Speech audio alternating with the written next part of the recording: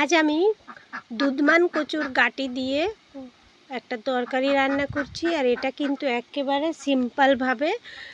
Simple মশলা দিয়ে রান্না হবে। সেই রেসিপিটার জন্য প্রথমে আমি কচুগুলো কেটে নিয়েছি। কেটে পরিষ্কার করে ধুয়ে কড়াইয়ে একটু জল দিয়ে সিদ্ধ করতে বসিয়ে দিয়েছি। কচুটা সিদ্ধ হয়ে গেছে, নামিয়ে এক সাইডে রেখে দিলাম। এরপরে একটা কড়াই ভালো মতো গরম করে কড়াইয়ে সর্ষের তেল দিয়ে দিয়েছি। আর এখানে আমি দিয়ে দিচ্ছি মাছ। আজকে এই তরকারিটা আমি পার্শে মাছ দিয়ে করছি। মাছে নুন হলুদ মেখে নিয়েছি। আর মাছটা আমি আগে দিয়েই কেটে পরিষ্কার করে ধুয়ে নিয়েছিলাম। কচু দিয়ে মাছ রান্না করলে মাছটাকে একটু লাল করে কড়া করে ভেজে নিতে হবে, তাহলেই এর টেস্টটা বেশি হবে। তো চলো, মাছগুলোকে আমি লাল লাল করে ভেজে নিয়েছি। এখন এইগুলোকে আমি তুলে নেব। মাছটা ভাজার সময় গ্যাসের ফ্লেমটা মিডিয়ামে রেখে মাছটা ভাজবে, তাহলেই দেখবে ভালো হবে ভাজতে। এরপরে এই তেলের মধ্যে দুটো তেজপাতা আর সামান্য জিরে ফোড়ন দিয়ে দিলাম।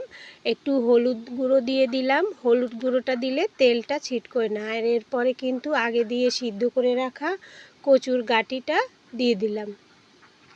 কচু আমি যেভাবে রান্না করছি, রেসিপিটা ভালো লাগলে একবার অন্তত এইভাবে রান্না করে দেখবে। আমি কিন্তু আদা রসুন পেঁয়াজ কোনো রকমের মশলাই ব্যবহার করছি না। এভাবে রান্না করলেও কচুটা কিন্তু দারুণ হয়। অনেকেই দেখি কচুর মধ্যে অনেক মশলা ব্যবহার করে। আমি কিন্তু গরমের দিনে এইভাবেই রান্না করি। এরপরে পরিমাণ মতো লবণ দিয়ে দিয়েছি। আর খেতে কিন্তু তরকারিটা কোনো পক্ষেই কম হয় না। এরপরে দিয়ে দিলাম স্বাদ মতো লঙ্কা গুঁড়ো। যেহেতু কচু রান্না করছি, তাই সামান্য একটু ঝাল ঝাল রান্না করলেই ভালো হবে। আর এরপরে এর মধ্যে দিয়ে দিয়েছি গরম জল।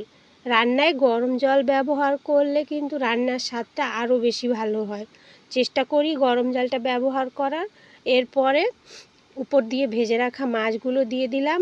আর আমি অল্প একটু জিরে তেলে ভেজে তুলে রেখেছিলাম, যেটা তোমাদের দেখানো হয়নি। সেই জিরেটা আমি শিলনোড়ায় বেটে নিয়েছি। এখন ওই জিরে বাটাটা দিয়ে খুব সুন্দরভাবে মিশিয়ে নিয়েছি। আর এই তরকারিটা কিন্তু খাওয়ার জন্য একেবারে রেডি হয়ে গেছে।